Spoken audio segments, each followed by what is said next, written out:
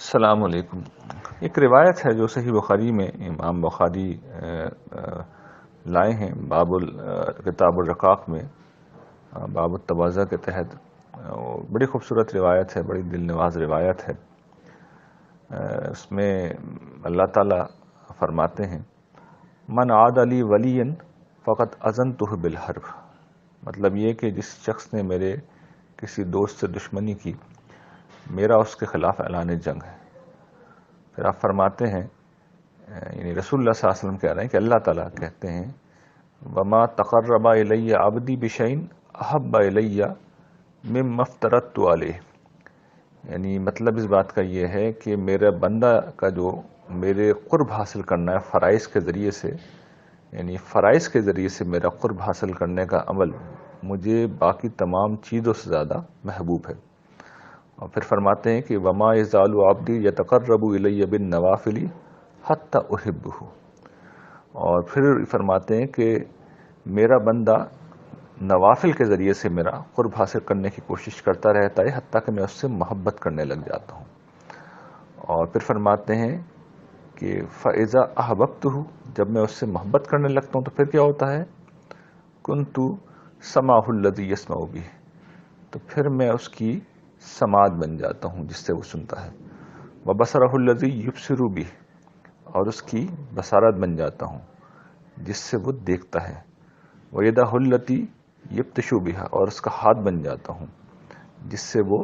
پکڑتا ہے، ورجلہ التی یمشی بہا، اور اس کا پیر بن جاتا ہوں جس سے وہ چلتا ہے، وَإِن سَأَلَنِي لَأُوتِيَنَّهُ، اور اگر وہ مجھ سے مانگتا ہے تو میں اسے عطا کرتا ہوں، وَلَئِنِ اسْتَعَاذَنِي لَأُعِيذَنَّهُ، اگر وہ مجھ سے پناہ مانگتا ہے لَأُعِيذَنَّهُ، میں اس کو پناہ دیتا ہوں۔ یہ بڑی خوبصورت، بڑی دل نواز روایت ہے جس میں اللہ تعالیٰ بڑی خوبصورت انداز میں، ظاہر ہے کہ رسول اللہ صلی اللہ علیہ وسلم بیان کر رہے ہیں اور اللہ تعالیٰ نے آپ کو مطلع کیا ہے۔ قرآن مجید اس بات کو بیان کرتا ہے کہ اللہ تعالیٰ ان اولیاء اللہ لا خوف علیہم ولا هم یحزنون، کہ اللہ کے یہ دوست ہوتے ہیں ان کے لیے نہ کوئی خوف ہوتا ہے اور نہ کوئی حزن ہوتا ہے۔ تو یہ گویا کہ اسی کی شرح ہے، اور یہ بات یہاں سے شروع ہوتی ہے کہ جو دشمنی اختیار کرتا ہے میرے کسی دوست سے، تو اللہ تعالیٰ کہتے ہیں وہ یہ پرسنلی میرا بھی دشمن ہو جاتا ہے، میں اس کے خلاف اعلان جنگ کر دیتا ہوں۔ تو یہ کتنی بڑی بات ہے، ایک شخص اگر اللہ کا دوست ہے تو اس سے دشمنی کر کے کوئی شخص بچ نہیں سکتا۔ اور پھر دوست کون ہوتے ہیں؟ اللہ تعالیٰ نے بیان کیا کہ جو فرائض کے ذریعے سے اللہ کا قرب حاصل کرتے ہیں، یعنی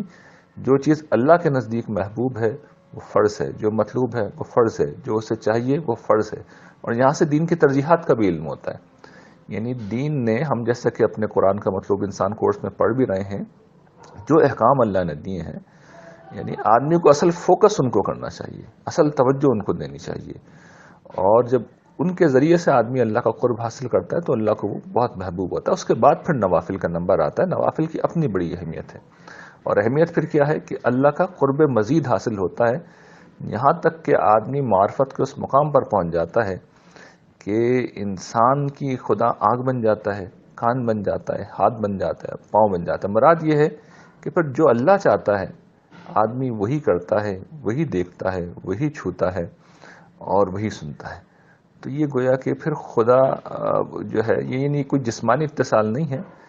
یہ کوئی وصال کی کیفیت نہیں ہے، بلکہ یہ معرفت کا بیان ہے کہ بندہ خدا کی نظر سے دیکھنے لگتا ہے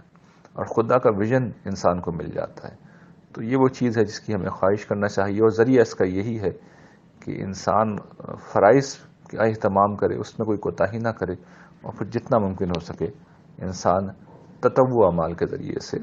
نوافل کے ذریعے سے اپنے رب کا قرب چاہے۔ اللہ آپ سب کو خوش رکھے۔